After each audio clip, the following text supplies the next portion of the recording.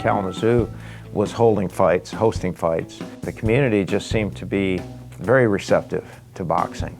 I did the first event at Hackett High School, I believe. It sold out. Individuals couldn't get in. We had a name. KBA was something to be a part of. We had people that actually wanted to see us go someplace.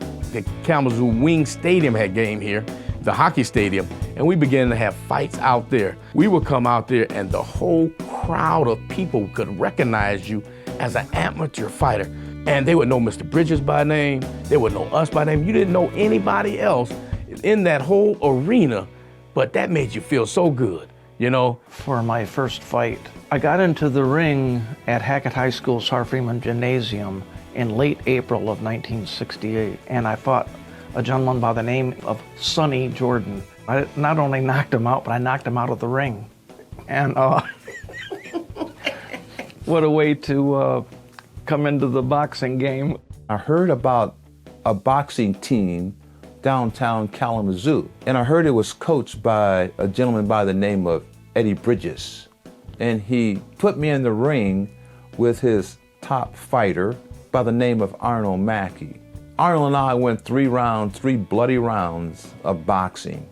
And that was my first experience with competitive training. In 2 weeks, Eddie Bridges had me registered to fight in the Michigan Golden Gloves in Grand Rapids. Golden Gloves is a major boxing event for amateurs in the country.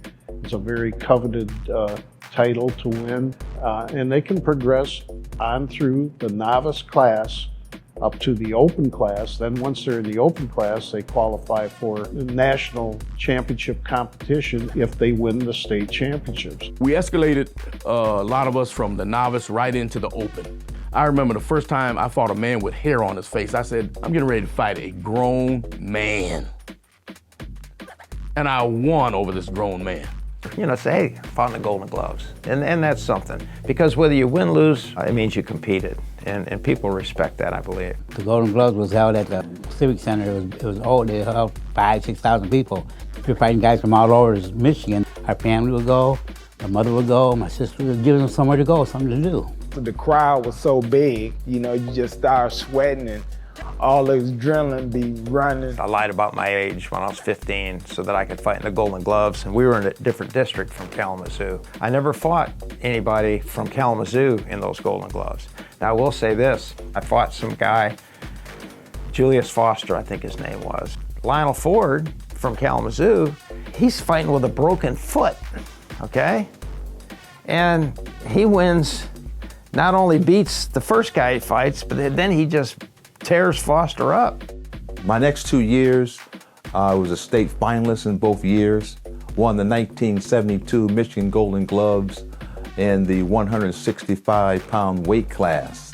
The Golden Gloves was a very scary thing at first for me. And I was just noticing all the fighters coming up before me. I'm like, man, these guys are cold, you know. Father Eddie Bridges, he told me, he said, man, if you can handle these pros, what you gonna do about these guys here? I said, yeah, I'm hanging with the pros, you know. It really felt good, you know, to win, come home with a first place trophy. I wanted to win. I wanted to be a champion. I won 1 year and then I won the next year, and I enjoyed winning the championship. Half of our whole stable were champions. They were just one champion after another. In the timeline of 78 and 79, Kalamazoo had reached the pinnacle of the beginning of a great heyday. At this time, the top amateur fighters were my brother Shawn Thomas and Eddie B. Stokes. They went and became national champions in Hawaii in 1977-78 season. They came from all over to see, yes, who was Eddie B, who was Shawn Thomas. I got to travel. I got a lot of ink in Grand Rapids too. I fought, I trained for it. I dreamed, you know, just to be able to say I made it. When we reached a certain level, and I think this started around 78, they gave us Kalamazoo Boxing Academy jackets. Anytime you entered a tournament and won, you got a pendant. Not only did you get a trophy, you would get a pendant. So you actually had a Letterman jacket after a while. Since we were in Michigan, I chose the colors of the University of Michigan, the blue and the gold. I chose to have the kangaroo with the glove. Everybody knew it was the KBA because they saw that kangaroo. We came in with the blue and the gold on. People stepped literally out of our way. We were the West Side champions, and Emmanuel Stewart's Kronk Gym was the East Side of the state champions. I was representing Kalamazoo, and I wanted to be a champion because I wanted Kalamazoo to be something special. We actually recognized KBA as the best boxing gym around at that point in time. And every time a boxer from KBA went in the ring, you knew you had someone to contend with. We would go from Indiana, Ohio. We toured the state of Michigan fighting.